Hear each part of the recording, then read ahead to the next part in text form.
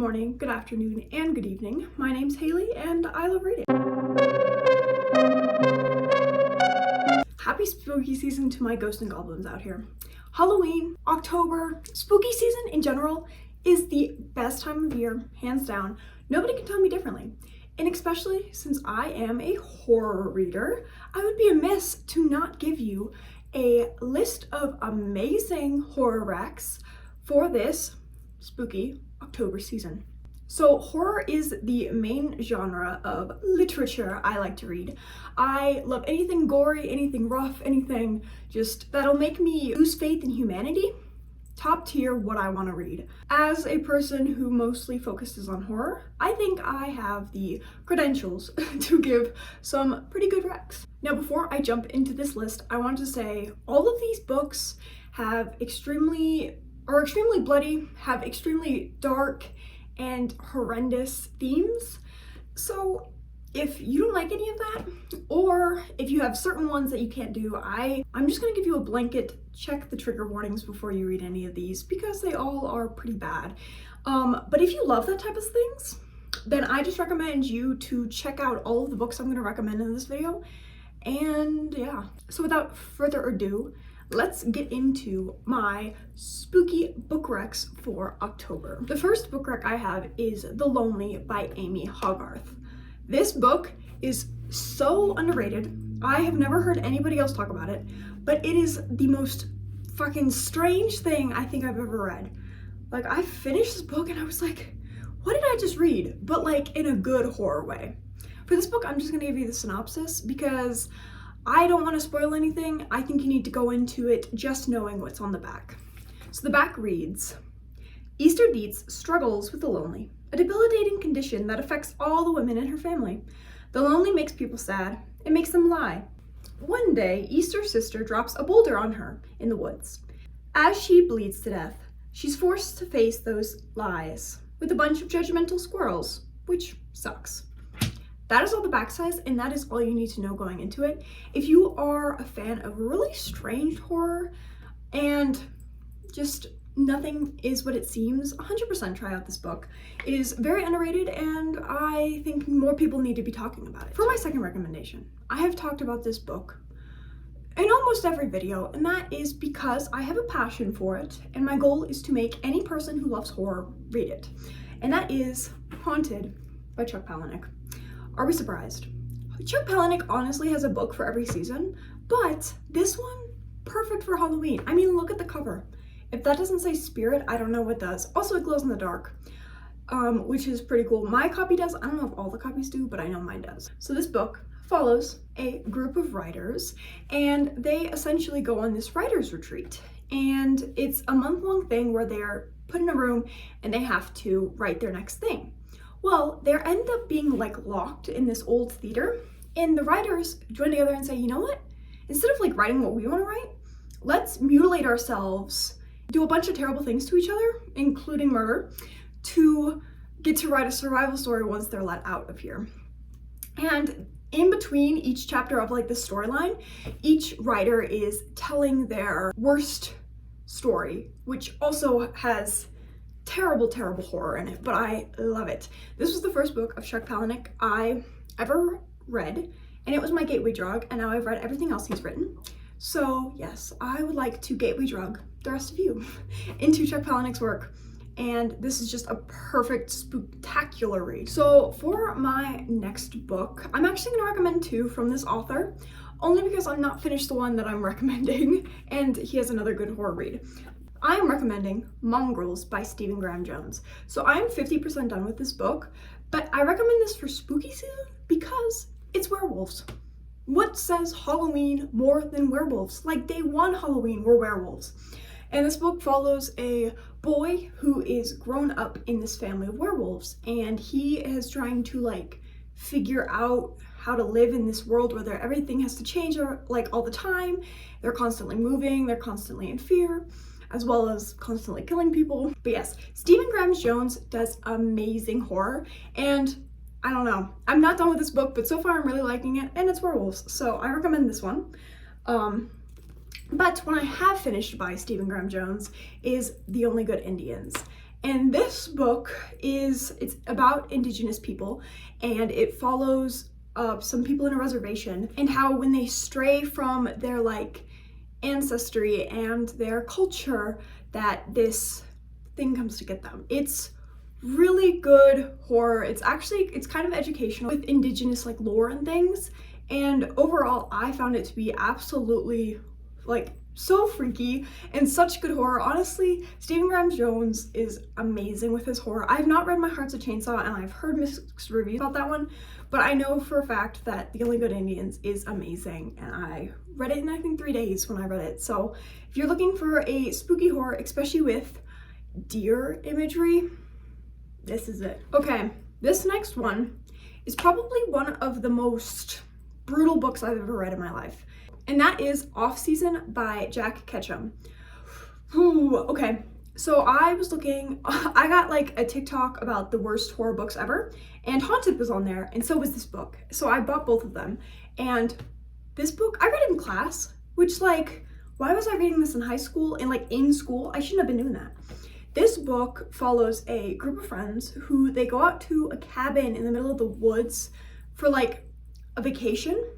But this cabin is actually on a cannibal cult's land. So this cannibal cult breaks in, brutally murders, brutally eats the people in this cabin, and some of the imagery is just like, it's crazy. Jack Ketchum, the way he writes horror, like fucking bile in my throat from reading this book. But if you like bodily horror or you just like fucked up books, 100% recommend this.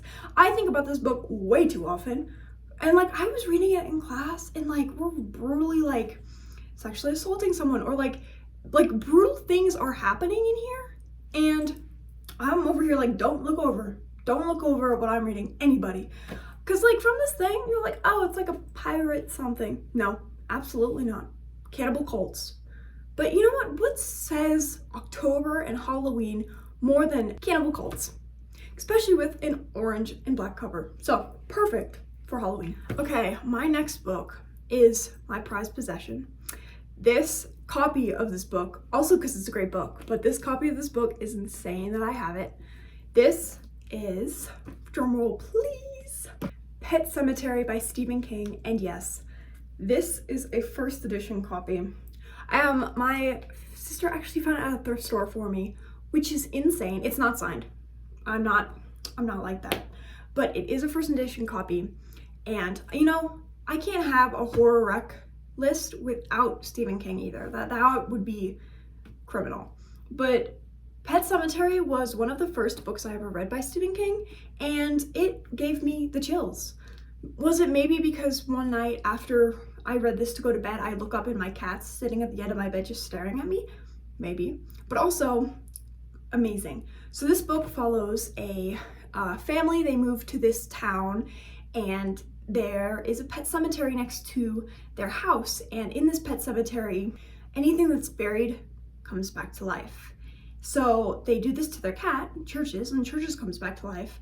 And then when their little girl, Ellie, gets hit by a car, guess what the grieving dad does? The rest is history, and this book, Stephen King can write horror so well. Anything he writes, like, you'll start hearing voices in your room, you'll start seeing things in the dark. He's just the master of horror, and if you have not read Pet Sematary, I highly, highly recommend it as a gateway horror. So it's like a lesser horror. It's still terrifying, but some of my other things on this list are a little bit worse. So this is definitely one of my more tame ones, and I definitely recommend it. As if you're trying to get into horror, Stephen King is definitely a place to start. Okay, this is also a more tame horror novel, but I think it's just as fun. And this is Kill Creek by Scott Thomas. So this book, as you can see, we love a haunted house for Halloween. This book follows basically it's a haunted house, obviously, but they bring a group of gothic, macabre writers into this house to do a TV interview. And as the night in the interview progresses, so does stranger and stranger things happen, and it becomes more gruesome and more gruesome. It's giving Clue, it's giving just like a fun mystery, but more on the horror side. So it's still horror, but it's this one's less bloody and less gruesome than my other ones for sure. But it's still super fun. This is like the closest my list is gonna get to cozy horror. But I think it's really atmospheric for the October seasons, especially because they're doing a Halloween special. Overall, really good book. Yeah, just a simple one. Okay, my next horror novel is Stolen Tongues by Felix Blackwell. Another book, super underrated. This actually started as a Reddit thread, and it became so much popularity that Felix Blackwell decided to write a novel about it. And oh my gosh, this is one of the first books I actually physically had hairs on my arm sticking up. That's how, like the depictions of things staring out the window or just things in the distance that, like, is that a person? Is that not? Just freaked me out. Also, the prologue with the parrot. Oh, if you've read this book, or if you're intrigued by what I mean by that, pick it up, 100%. You will not regret it. This follows a couple who she kind of has this like curse following her. It's kind of like the paranormal movies. Like she has something that follows her. Well, they go to stay in a cabin in the woods, in the snow, you know, the perfect horror scenario. When they're doing this in this woods, this figure's following them. And it's been following them since their house, and now it's following them to the cabin, and then it's gonna follow them back to their house. And her husband's like trying to help her, and this figure just keeps like appearing, and it's so eerie. Like this one's not as bloody.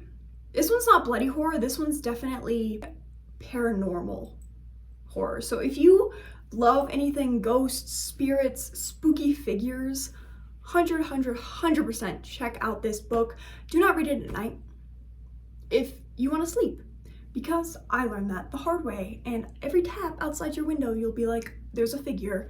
So readers be warned, but I definitely love this book for paranormal horror. Okay, my next book is The Laws of the Skies by Gregor Curtis. I think I'm mispronouncing his name, but this book follows, it's super short. So I think it's like under 200, if not 200 pages.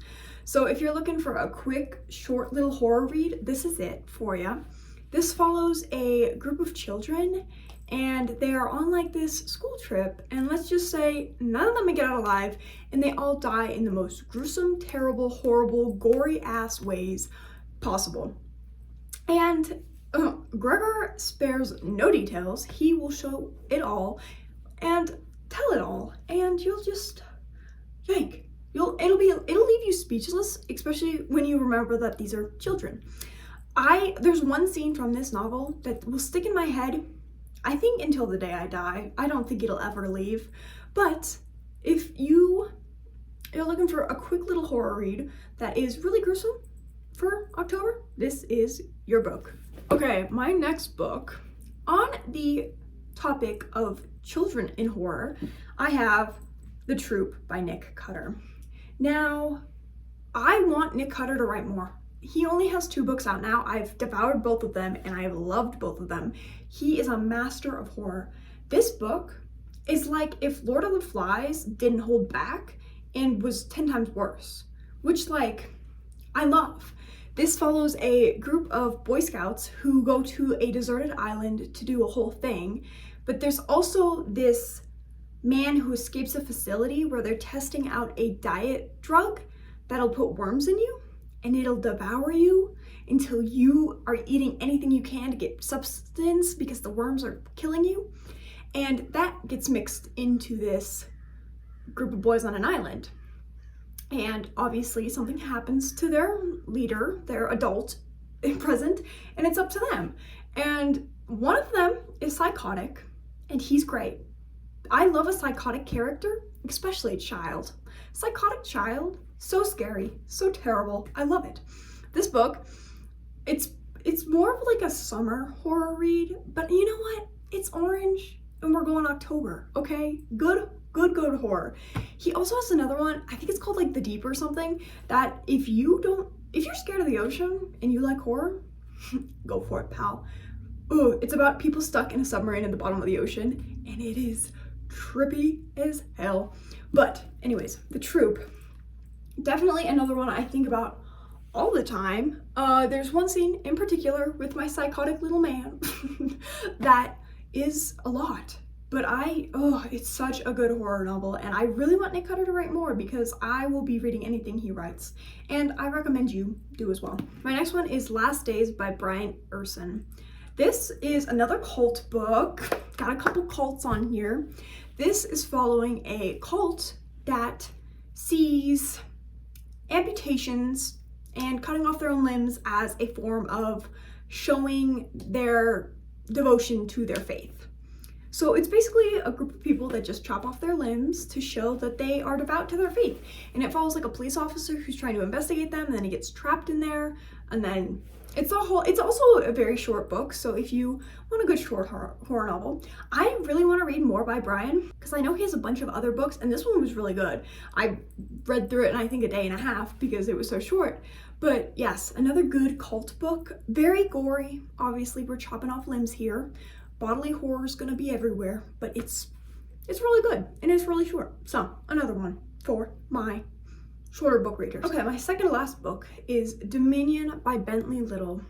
This book, if you like mythology, yes, mythology mixed with horror is what this one is. Also, a lot of sexual violence in this one. A lot of sexual violence, but it's a really cool concept. This book follows a kid in high school, and he's like normal life. So for the first like 100 pages, you're just like following a kid in high school, and you're like, when is the horror gonna start? And then the second half, you're like, calm down, we need to stop, this is too much. But it's basically following a high school boy who inside of him is the god Dionysus, who is the wine and festivals god. Basically the god of mischief in all intents and purposes. And as like a certain time hits, he'll take over this small town, and his mom ends up being like a part of it, and it's just this wine country because obviously it has to be wine country for this man. But lots of sexual violence, lots of just what did I just read? There's a lot of these books have one scene that just will stick with you, and this one has one as well. But Bentley Little does such a good job at like, you would think a normal author would not go there, but Bentley Little's not a normal author, and he will go there. So yes, but if you like Greek mythology or mythology in general, and you like horror, I definitely recommend this book because it's a cool spin on it. Okay, last but not least, I have The Summer I Died by Ryan C. Thomas. For all my people that are like, oh, I love horror, I love Halloween, but fall, not it. We want summer. I will keep you in summer with The Summer I Died. This book, it is another book that like reading the gore physically made me nauseous, which doesn't happen a lot because I like horror. And this one's just brutal, brutal, brutal, brutal. It follows these two friends, and they get taken by somebody and put in the basement and tortured. And the fact, they're these two hooligans, they're mischievous. And I never thought that I would love a mischievous group of, like a friend group, as much as I love them. Like their friendship, I literally cried. Tell me why I cried at this horror book. Because their friendship is so great. If you love a good friendship novel, just, it's not gonna have a happy ending. I'm gonna tell you that right now. Most of these books do not have a happy ending, and that's why I like them. Nothing more that I hate than a happy ending in a book. I don't want that. I want nothing to work out. And this is why I don't read romance or fantasy, because guess what? A lot of that, it works out, and I don't want that. Horror, they're good for they're like, you know what? We're not gonna give you a good ending. And I'm like, thank you, I love that. And this was no exception, and it made me cry. Because for once in my life, I wanted a good ending for these two because I love them. But yes, it is summery, but it's also very, very gory. And it's a lot of depiction of bodily harm and torture in this one. So yes, I'm gonna be vague for it because you gotta read it. But their friendship, oh, best friendship.